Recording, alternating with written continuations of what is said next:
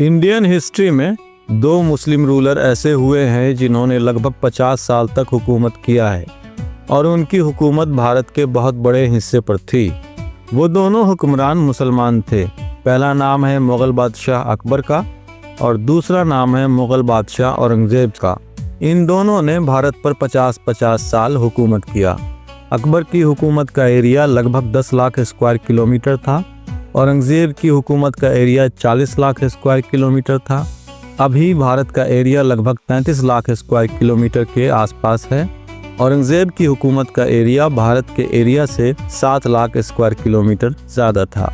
अगर हुकूमत में रहने के टाइम और एरिया को मिलाकर देखा जाए तो भारत में सबसे ताकतवर हुक्मरान के तौर पर पहला पोजीशन औरंगज़ेब का आता है और दूसरा पोजीशन अकबर का आता है। हिस्टोरियन जादूनाथ सरकार के मुताबिक अक्लमंदी, चाल चलन और बहादुरी में औरंगज़ेब एशिया के सबसे बड़े हुक्मरानों में से एक था। औरंगज़ेब शाहजहां और मुमताज़ महल की 7वीं औलाद थे। उनकी पैदाइश गुजरात के दाहोद में सन 1618 में हुई। औरंगज़ेब को चीनी मिट्टी के बर्तन, करौंदा और सुपारी बहुत ज़्यादा पसंद थे। औरंगज़ेब की 4 बीवियाँ थीं, जिनमें दिलरास बानो, रहमतुन्निसा, औरंगाबादी और उदयपुरी के नाम से जाना जाता है। औरंगज़ेब इमारतों को बनाने के लिए शाही ख़जाने का इस्तेमाल करने के ख़िलाफ़ थे। उन्होंने आवाम की भलाई के लिए बहुत सारी सराय बनाई, जिससे आवाम को फ़ायदा पहुंचा। 14 साल की उम्र में हाथियों की लड़ाई के सिलसिले में एक हाथी उन पर हमलावर हो गया, लेकिन वो हिम्मत और बहादुरी से उस हाथी से लड़े। शाहजहां ने शराब बनाने और बेचने पर पाबंदी लगा दी, लेकिन कानून पर सख्ती से अमल नहीं होता था। औरंगज़ेब जब हुक्मरान बने तो उन्होंने शराब को रोकने के लिए एक डिपार्टमेंट बनाया। पकड़े जाने पर शराब बेचने वाले को सज़ा दी जाती थी। शराब पीने की वजह से औरंगज़ेब ने एक राजपूत मनसबदार का सज़ा के तौर पर तबादला कर दिया। शराब पीने की वजह से कई मनसबदारों के ओहदे घटा दिए।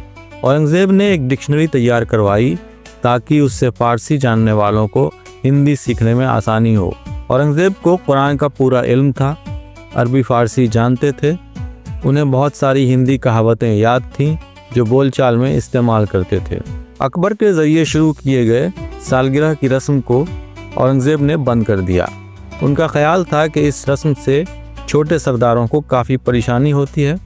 उन्होंने रसिक दास नाम के ओहदेदार को किसानों का ध्यान रखने के काम पर लगाया ताकि लोकल एडमिनिस्ट्रेशन उनको तंग न करे।